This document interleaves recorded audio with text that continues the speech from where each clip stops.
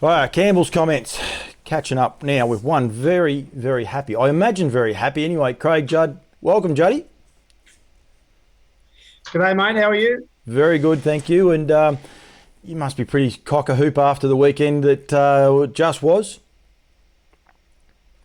Yeah, amazing, mate. Yeah, it was absolutely fantastic. Obviously, would have been better had we been there, but no, it was just an amazing night. Have the two Group One winners. Obviously, one that we cherish and own with the EB partnership, Tough Tilly, and then the other really nice colt out of the same mare that Danny Zavazanos brought us at the sales. Absolutely. So Lightning Dan and Tough Tilly both took out Group 1 races on a Saturday night. Both full brother and sister. Both bred and raised at Benstud Standardbreds, as was the mare, Benny Jard. So these are the sort of things that I try to highlight a little bit. I think a lot of people take it a bit for granted that they do it and they're able to achieve it. It's a big effort. Like yourself and Dad and Trace, Mark, you must sit back and go, wow, look at what we just did.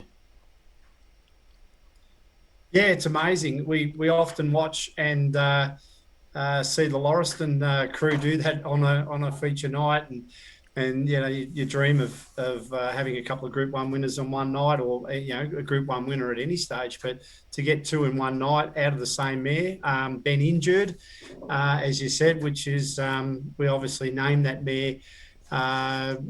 Because she was actually injured as a foal and was never broken in. So it's been a long process for that mare. Bred, we only got three foals out of her dam, My Liberty Bell, over 12 or 13 years of breeding. Got three foals, and then the only filly was this one, and she got injured as a foal and never even broken in and raced. So it's been a long process, but she's done an amazing job. Never even broke, never, you didn't even break her in. She was that bad. No, she got injured. My daughter Eilish actually would have only been, I'll take a guess, but probably 10-year-old. And she come up and she said, Dad, there's a foal down there that's limping. And I said, oh, yeah, right, O'Dale, So I didn't, really take a lot of notice. And then about an hour later, she come back. She said, that foal's still limping. So I thought, I better go down and have a look. And sure enough, it was after having such a checkered history of breeding that mare, and the only filly that we got was had been kicked in the knee. So no, she was never even broken in, mate. And Ben injured is literally injured. And we back in those days we used to name everything starting with Ben. So a bit of a history, bit of a story there. I actually love that because I have trouble pronouncing words, and when I've always looked at it, I'm like, it can't be been injured, but it obviously is. So that's Yeah. exactly, yeah. So I'm pretty happy with that It now. is exactly what it is, mate. Yeah, so quite amazing the story behind My Liberty Bell, and I know Dad spoke about it briefly on the radio the other day. Dad bought the mare back out from America, bred her the first year, went straight into foal, which was the Red Opal. 2 years later, we have been injured, who obviously injured herself, and then 2 more years later was Philadelphia Man, and then we bred her for maybe another 8 to 10 years, and we only got one embryo once, which we kept in the embryo mare and left the embryo mare at Jim Vasey's for an extended period of time. We were too scared to bring her home.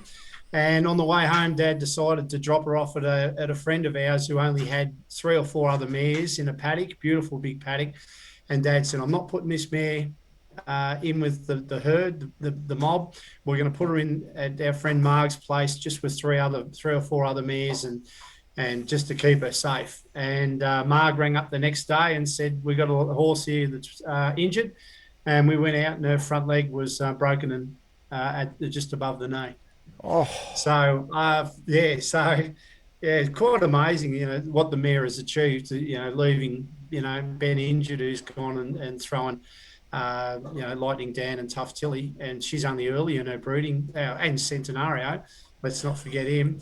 And then the other horse was Philadelphia Man, who was an exceptionally good horse, but could have been anything.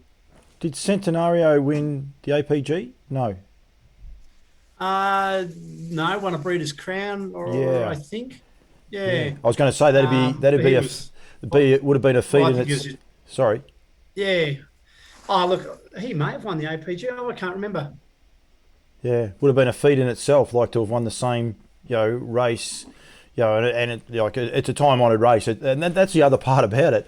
Not taking anything away from anyone, it's not two races at Echuca. These are time-honoured races, and the way they've structured this setup this year, the APG, they've got the best horses, and they're all fully wound up for this series. It's really worked. It's been exciting. I've been able to go to a few of the heats and that, and it's been exciting to watch a horse like Tough Tilly and those going to their best. It's just been brilliant. So the series has actually worked, and to be able to breed two Group One winners out of that same series is just, I think, hats off to yourself, Trace, Mark, and Dad, as I said, and Mum. Because without Mum, I won't get fed next time I go there, so I better make sure I look after Mum. that's... Yeah, you're fond of your steak sangers, mate. She looks after us all, judo. So if there was no judo, there'd be, no one would want to visit. She does tend to spoil everybody, but Dad's the pedigree matcher. He's the one who does all the work behind the scenes of the breeding, and we've bred a lot of good horses, and that's all been from Dad's knowledge and insight into breeding. And I think going forward, the mares that we're going to have the greatest success of will be the ones that we actually bred ourselves.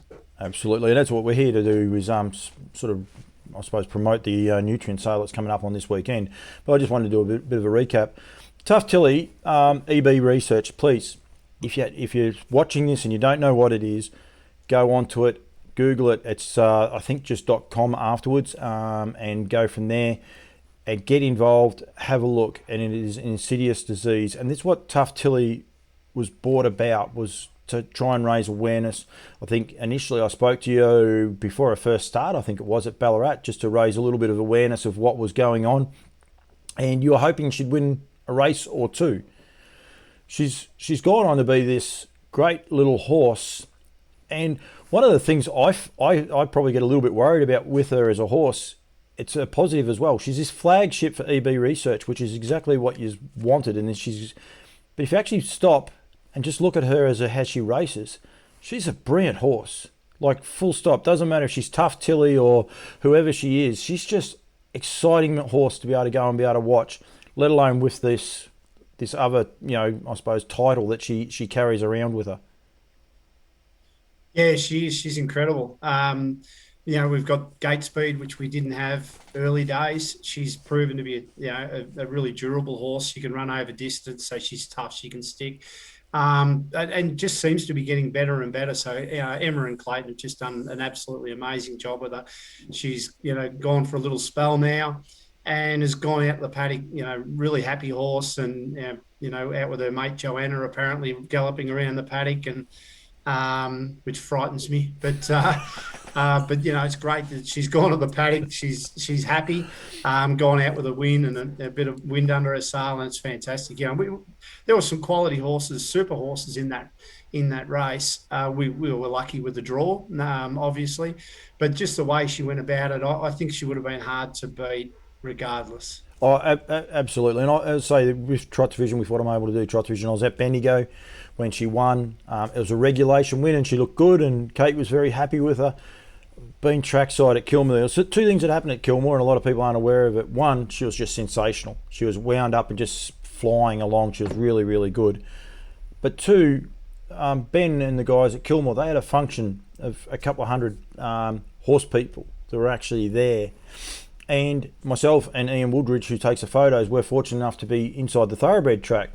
So just had to turn around and watched, and there would have been 100 people out on the fence near the tabaret there just to watch her go around. And I did a mental note. I thought, that's pretty cool. At the time, I thought they've come out to watch the good horses. There was 2 colt seats after those. Not one of those people came out onto the grass.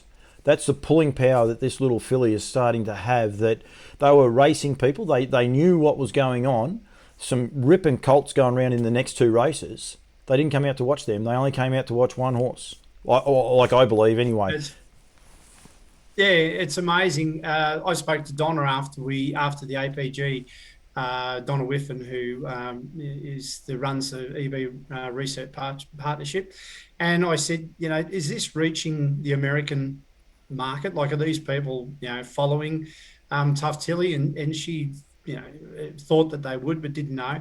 Rang me back 15 minutes later to say that she'd received an email congratulating them on the run and on Tough Tilly and everything that she stands for, and the fact that everyone's watching it, they're vigilant, and she's got a profile, and she's hopefully creating some awareness that it's hard to do, create awareness and get people. The thing about Tough Tilly and what she's doing is, people that have never heard of EB, and most people wouldn't have, because as you said, it's an insidious disease, and it's 1 in 1 million people is how many it affects. So people haven't heard of it.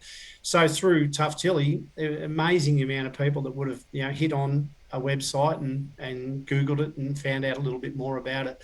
And on top of that, I think there's $100,000 has gone towards towards the EB partnership now.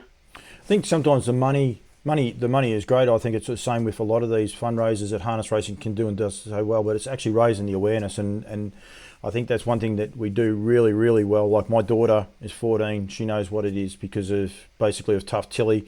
Obviously I talk about it, and then other people, there is that spin-off, so I think that's really good. Rule number 1, always turn your phone off, Juddy, when you're doing an interview. Sorry, mate. Yeah, no, you're right. You're ringing for a chat.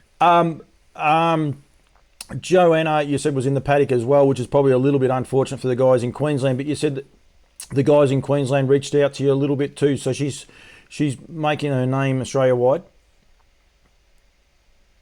Yeah, they did. I'm not sure if I'm even supposed to mention it, but it was just a really kind gesture that they just rang today and said that that they've been following her progress and hoped that she would come up there. Which we haven't decided what we're going to do with Tough Tilly yet. I've spoken to Emma a couple of times, and we just basic. When there's a long season to come, so we just need to sit back and work out what's best for her. But they offered that if she ran and won the race, that they would donate some money towards the EB partnership. So that's incredible. It is, and that's I think that's how it is working. That they're aware of the horse, and they're probably aware of the other side of it too. Like, from a marketing point of view, to get her up there, from there to get crowds to their track, she does that part too. But then she also sells this other part of the story as well, and I suppose that's going to be the juggling act you guys have got now ahead of you, is because you want to do what's right by the horse all the time, but you also want to do what's right by EB Research as well. So you've got this terrific conundrum to try and sort through and go from there. Jody, it's a good problem to have, isn't it? Oh, exactly. No, there could be worse ones, that's for sure. Nutrien have their first online sale, broodmare and weanling tried horse sale, commencing Friday, this Friday, June 4, 10 a.m. Finishes at 3 o'clock on Monday. But there is a kicker with that, because there's a countdown clock. So if people are bidding at 3 o'clock, I'm actually doing a interview tomorrow, so stay tuned to Campbell's Comments tomorrow. I'll have Angus on, and he's going to run through how the countdown clock works. I'm going to go live with about 15 minutes to go prior to the sale closing. But how long I'll be live for might depend on how long that goes, because it could end up being another 50 minutes prior to that sale goes. It's exciting, and it's different format, different to what we've experienced before with Nutrien, because they're getting aligning themselves a lot more with Auctions Plus, who are going to be running this sale. So there's a lot going on behind the scenes. But from as far as a breeder and a big time breeder in harness racing, you must be wrapped with both Nutrien and Auctions Plus and what they've been able to bring to the table. Yeah, their customer service is just amazing. Anyone who's dealt with Mark and Yo behind the scenes, not many people know have actually met Em, but she's just incredible, and there's nothing is too difficult, and for that reason people have been really enjoyed the experience of dealing with Nutrien, and they've got great ideas, and whatever they do the first year will be better the next, and we're really proud to be associated with them, and I'm looking forward to this, because it's an important format. Just there's a lot of mares that people might want to move on, and weanlings available for people to potentially pinhook or whatever, and it's just a market that's untried, and I think it'll be really successful. Absolutely, and we're going to highlight just a few of those going through. We're not going to highlight actually individual mares. Well, there's a couple we have picked out, but more so what you guys at Benstarter have got there. You actually said a couple of key points though, the pin hooking, but also skipping a year, buying a mare in foal and being able to skip that 1 year, like you said there before about a mare that you've tried 7 or 8 years to try and get into foal. There is a group of mares in here that are positive and in foal to certain stallions. So it's a great way to sort of 6 months' time you've got 2 horses instead of 1. It's a good way to get into the sport, isn't it? Absolutely, there's some really well-bred mares in it too. I've only had a glance across it. We've got a couple of clients who've got some mares in it. Like Jerry Maloney's got Charlotte Gallion, mother of Royal Charlotte. Yep. She's an older mare, but I've bought older mares trying to get into good families, and that could be your opportunity. A mare's in foal, she has a nice filly, and then you can either sell the horse through the sales or obviously keep it and breed on. So. And also he's got a Father Patrick weanling. I'm not even sure what lot number it was. Lot 128, lot 128 is the Father Patrick one. This is not out of Charlotte. Yeah, it's not out of Charlotte Gallion. That's what I was going to say. This is out of his other mare that he's got. It's out of Gladys Manuel. I think that's how you pronounce it. And it's a Father Patrick colt, I believe. I haven't seen him myself, but I rang Mark and asked him about it, and he said he's absolutely outstanding. So for that pinhook market, he could be, one of those horses. They obviously like an attractive and stylish type of horse at the yearling sales, and this fella, Mark tells me, is a really, really nice animal. How pinhooking works, if people are wondering and they're listening, they say, how does pinhooking work? Effectively, you buy a weanling, keep it for a year, put it through the yearling sales, turn a profit. That's the simple terms of it. It's not always that simple. It doesn't always work. You take a punt on a stallion and the likes and going through. But the part about pinhooking is as soon as you buy it, you're not committed to putting it back through the sale. You can actually keep that horse yourself and race it yourself if you would like to. You could keep it for a ready to run sale and things along those ways. It just opens up options, but it's a way of getting a young horse traditionally at a discounted rate because they're not the same price as you'd expect to pay for a yearling. Yeah, absolutely. And, when we breed, there's risk in breeding and, where they come out with bad legs or, conformation flaws. Well, with the weanlings, you can obviously, see pictures of them or alternatively find someone that you trust, a trainer or something to go and look at the weanlings. I think it's a great opportunity. And as I said, I highlight that one because he is an outstanding animal. And as you say, he might be that nice that whoever buys it, can't give him up, can't sell him. But if they were to put him through the upcoming Nutrien sale, they would, probably show a nice profit. Absolutely. Dot Schmidt has got 6 mares going through the Nutrien sale. They are at your place. Some of the catalogue or some of the early stuff said that they were in Western Australia, but they're actually at both of your farms. I think they're at the Victorian farm. They're at the Victorian farm, mate. Yes. Yep, some really nice racehorses there. Tidal Surge, Mac Diva, and then there's 2 mares. One's in foal to Lather Up, and another in foal to Tintin in America. Lather Up, I've got my Woodland shirt on underneath. I have them everywhere. Exciting first season side. That'll be the first of the foals on the ground. But the Tintin in America's, for a stallion that's sort of not the flavour of the month, didn't they sell well at the sales? So you've got this great opportunity with these ones of Dots there to go to buy a horse that's going to have a foal you might be able to sell as well. Yeah, absolutely. Yep. There's a nice range of, really nice range of young mares in amongst Dot's draft. Absolutely. John McKenzie, he's got a yearling in the sale out of Alamahata. And I think this family is a family that's been sought after prior with previous sales, Juddy.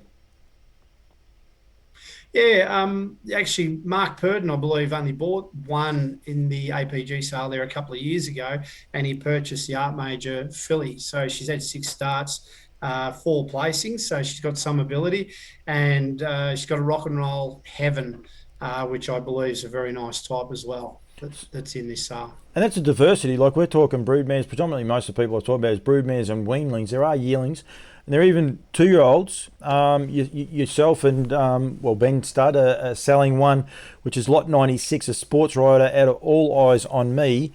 And this horse did partake in the Ready to Run sales last year for Nutrien, and I've just got the video. I'll throw the video up, Juddy, while you're just talking, if you like.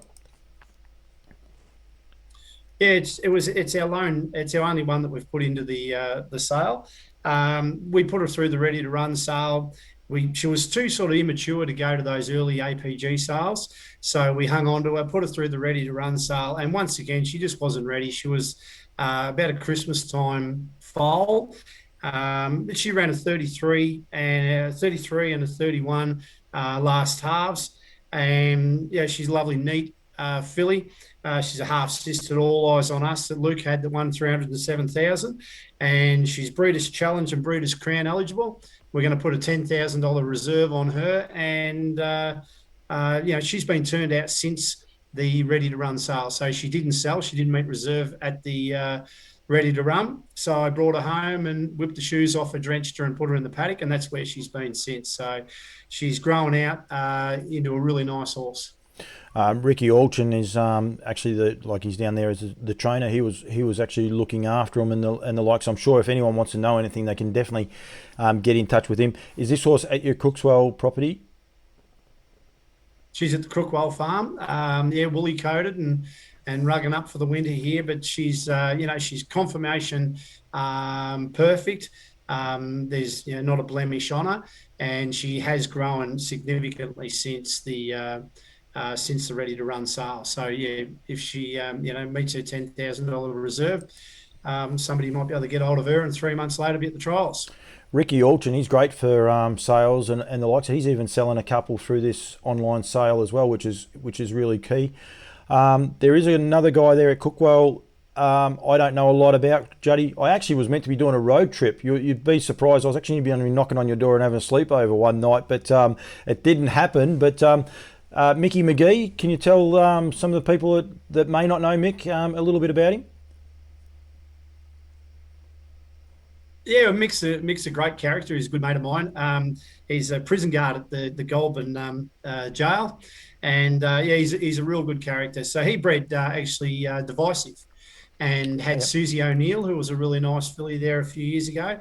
So he's having a complete reduction sale. So he's got 7 weanlings he's put into the sale. So they were bred on my place, but raised at Mix, and then he brought them to my place a fortnight ago, and we weaned the foals off them. So yeah, there's some really nice types amongst that draft. Yeah, which is key. And I was being serious. We were meant to be doing a road trip, but it just there's something called COVID that actually just threw a curveball for us. You would have enjoyed a good time with Mick. He's always good for a laugh, and quite the larrick, and anyone who's met him through harness racing will certainly remember him. I'll give a bit of a promise to the New South Wales breeders and the likes. Like, I've been able to meet a few of the guys that came to the Melbourne sale just recently, but I have full intentions of getting on the road and getting out showcasing their farms as part of what Nutrien are trying to do to highlight the people that are supporting them and go forward. You just got to be careful. You give Bardo a little idea, and I think I was going to be home in about Christmas time by the time he finished everywhere where I was going to be going, and and the likes. But I actually he's an enthusiastic bugger. He is, he's infectiously enthusiastic too, and I think he's absolutely he's great for what they've been able to do here for harness racing. Myself, I get paid by them. That's fine. They sponsor me, but if I don't deliver, I don't get paid by them. I think they're terrific people to deal with and go from there. I'm a little bit worried. I think Marie might think I'm having an affair with Em, the way I seem to be talking to Em every day, talking about everything going along. So I could get into trouble there, but She's amazing, Em, and as I say, there is absolutely nothing that is too hard for Em. And anyone who's dealt with her or about to deal with you, it's a pleasurable experience. She's just a great lady, and that's the one thing I have found with Nutrien. There's a genuine care and professionalism with them, and they just want to make the experience of selling, certainly at the sales, the best experience that it can be. And then something like this, which is an online format. Some of us are not very IT savvy, and they've got the likes of them that they can go to that'll help you out. So, no, they're doing a great job. Absolutely, and so's your internet. We had about 4 false starts there, or we hadn't started, and you kept freezing. It hasn't froze this entire time. A little bit of a self-plug, mate. I do a podcast called the Breeders, Campbell's Comments Breeders Podcast, where I catch up with some people. I've caught up with Jared Maloney this week to discuss his journey in breeding and how he got it. It's quite interesting how he started. He won a service fee, so he borrowed a mare, and that's how it went. Really? Rick Birchall, who was also selling horses, I had to talk to him. He done a deal with the Healey's, Brian and Rick Healey, with emus of all things. So he swapped Mari's Dream for some emus, and since then he's bred nothing but Group 1 winners. And I don't know whether the Healeys have still got the emus or not. And I'm also going to catch up with Michael Purdon. I'm going to catch up with him tomorrow morning. But the reality with in New Zealand, they have I forget, Gavel House, who is the same sort of setup as what Auctions Plus are, and he purchased Mystic Max for $9,000 on the online auction as well. So I just thought I'd highlight the fact that you can buy quality horses, because that horse is going around in the jewels on Sunday, and it's a live chance as well. So it is a great way to buy them, and I think the key part about this sale and this one that commences on the 4th, Friday the 4th, and finishes on Monday. Ring people, and that's one of the reasons I highlighted yourself tonight with Dot Smith's horses, because they were put down as West Australia. They're clearly not. But if people want to know about them, give you a call, give Tracy and Mark a call, give Dad a call, doesn't matter who it is, and they'll get some feedback. And it's the same with a lot of the other places. You can ring Jared directly, or you can ring you guys and ask about the Father Patrick. So it's the key. Even though you can't get to a venue and see them, there's plenty of ways around getting some information back. Yeah, well, we've got the first lot that we highlighted, John Mackenzie's and Jerry's and Dot Smith's are all at the Victorian Farms. So, yeah, just give Mark a call. And the All Eyes on Me filly is up here. And I've kept all Mick McGeegan's fillies, weanlings, on the farm here, so that if anyone purchases them, we'll be able to help them load and the likes. So they've been educated. They'll walk on the float. They'll lead off the motorbike. There's really not much that you can't do with them. But if anyone wants to, they want me to shoot videos or hold them, stand them up and take some pictures or anything like that, just give me a call. Absolutely, Juddy, you're a champion. As I said, Nutrien online sale commences 10 o'clock Friday. Finishes roughly 3 o'clock. Hopefully we've got feverish beating, and at 6:30 people are sick of listening to me going live for that long. But it'd be good for sellers, because it means that there's plenty of people buying. But get in early. You don't have to wait to that 3 o'clock mark. Get in early, put your bid in, and you might be good enough to win with that one bid. So some are unreserved, some have got reserves. The reserves, Juddy just said there, lot 96 is going to have a reserve of $10,000. So get there and get involved. Juddy, thank you very much, mate. And you better say thank you to the girls, because I'm sure they want to walk behind us at some stage too. Oh, they've been crawling back and forward past me, actually. But no, thanks very much, mate. No, absolute pleasure. And as I said, if anyone would like to have a look at any of these horses, just call me and we can organise it. Juddy, thank you very much, mate. We'll catch up again one day. Hopefully I can do a big thing with all the guys with Tough Tilly one day at the races, or just somewhere other than this lockdown stuff that I keep having to get. But well done to them guys too. And don't forget EB Research, the EB Research Partnership Australia. Make sure you Google that and get on there and have a look. And you don't have to give any money. Just be aware of what it is, and get behind and support Tough Tilly. That's what it's all about. And go from there. Thanks very much, Craig Judd. Good on you, mate. Thank you.